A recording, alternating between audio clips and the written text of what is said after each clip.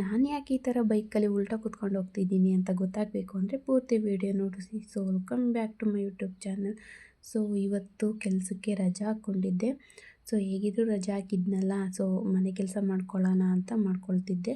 ಅಕ್ಕಿ ಖಾಲಿಯಾಗಿತ್ತು, ಹಾಗೆ ಅಕ್ಕಿ ಶೀಟು ಕೂಡ ಖಾಲಿಯಾಗಿತ್ತು. ಅಜ್ಜಿಗೆ ಅಕ್ಕಿ ಮಾಡ್ಲಿಕ್ಕೆ ಬಿಟ್ಬಿಟ್ಟು ನಾನು ಅಕ್ಕಿ ಶೀಟಿಗೆ ಅಕ್ಕಿ ತೊಳೆದ್ಬಿಟ್ಟು ಒಣಾಕ್ಬಿಟ್ಟು ಆಮೇಲೆ ನಾನು ಅಪ್ಪ ಇಬ್ಬರು ಹೋಗಿ ಹೊಸ್ದಾಗಿ ವಾಷಿಂಗ್ ಮಿಷಿನ್ ತೊಗೊಂಡು ಬಂದ್ವಿ.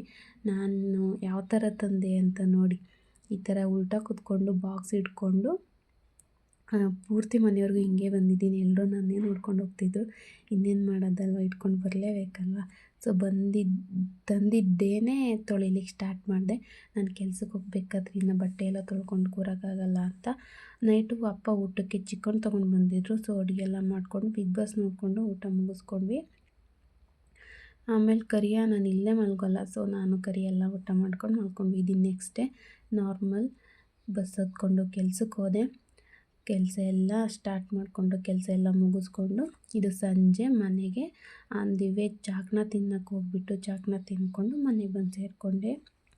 ಮನೆಗೆ ಬಂದಮೇಲೆ ಮತ್ತೆ ಅಡುಗೆ ಮಾಡೋದಿತ್ತು. ಸೊ ಅವರೆಕಾಳು ಇದು ಅಂತ ಅದ್ರದ್ದು ಅಡುಗೆ ಮಾಡಿಬಿಟ್ಟು ಮತ್ತೆ ಬಟ್ಟೆ ತೊಳೆದೆ. ಸ್ವಲ್ಪ ಬಟ್ಟೆ ಇತ್ತು ಅಂತ ನೆನ್ನೆ ಸ್ವಲ್ಪ ತೊಳೆದ್ಬಿಟ್ಟು ಇವತ್ತು ಸ್ವಲ್ಪ ತೊಳೆದೆ. ಆವಾಗಲೇ ಒಣಾಕ್ಬಿಟ್ಟೆ. ಬೆಳಗ್ಗೆ ಎದ್ದೆಲ್ಲ ಒಣಾಕೋಕ್ಕಾಗಲ್ಲ ಅಂತ ಸೊ ಒಣಾಕ್ಬಿಟ್ಟು ಊಟ ಮಾಡ್ಕೊಂಡು ಮಲ್ಕೊಂಡೆ.